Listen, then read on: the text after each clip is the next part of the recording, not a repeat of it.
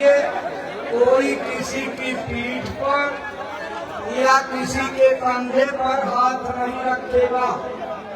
अगर आपकी पीठ या कंधे पर कोई हाथ रखता है तो आप उसको तुरंत हटा दीजिए। सेवादार जो लगे हुए हैं अपनी सेवाओं में मुस्तैदी से काम करें।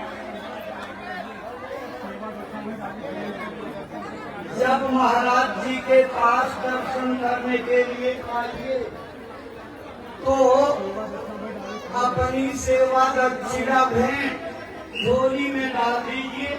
महाराज जी का आशीर्वाद लेकर के फिर आप आगे बढ़िए।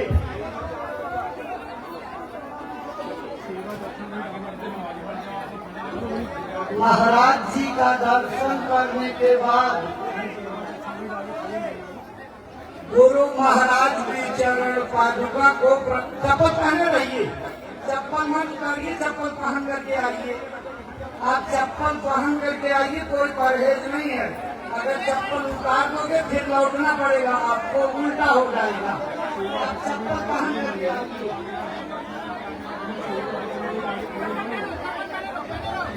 माताओं बहनों, चप्पल को उतारो नहीं, आप चप्पल पहने हुए आइए, कोई बात नहीं है।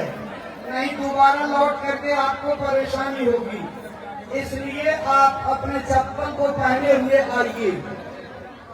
आराम आराम से आइए। महाराज जी का दर्शन करने के बाद गुरु महाराज की चरण पादुका का मंदिर दाहिनी तरफ है। महाराज जी का दर्शन करके दाहिनी तरफ गुरु महाराज की चरण पादुका को प्रणाम बंधन करके आशीर्वाद लेना। मंदिर का 2, 4, 10 दाना प्रसाद अपने घरों को ले जाइएगा। संकट की घड़ियों में काम आएगा। जब मुसीबत के समय कोई आपकी मदद न करे तो जय गुरुदेव भगवान का नाम बोलकर इस प्रसाद का प्रयोग करिएगा। आपको आशातीत सफलता यानी चमत्कारिक फायदा मिलेगा।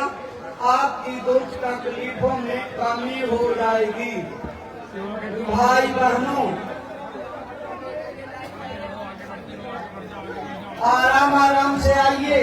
माताओं बहनों, जल्दबाजी कोई मत करो।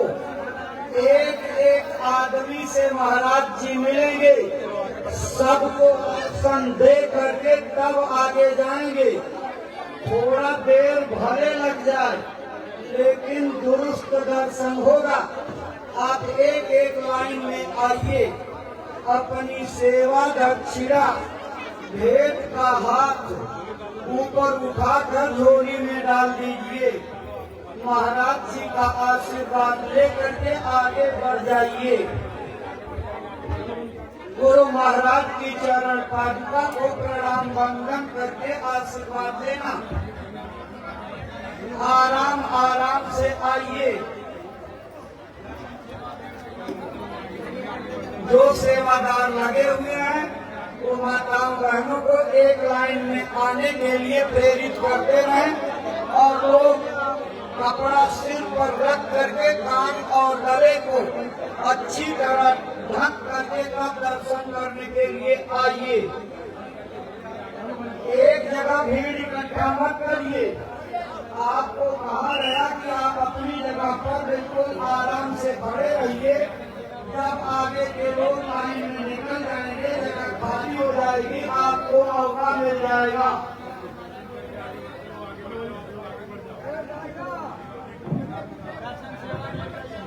देखो माताओं बहनों भाइयों, आज पूज्य महाराज जी ने आप लोगों के ऊपर अति दया करके जीते जी भगवान के पाने का सरल से सरल रास्ता बताया है।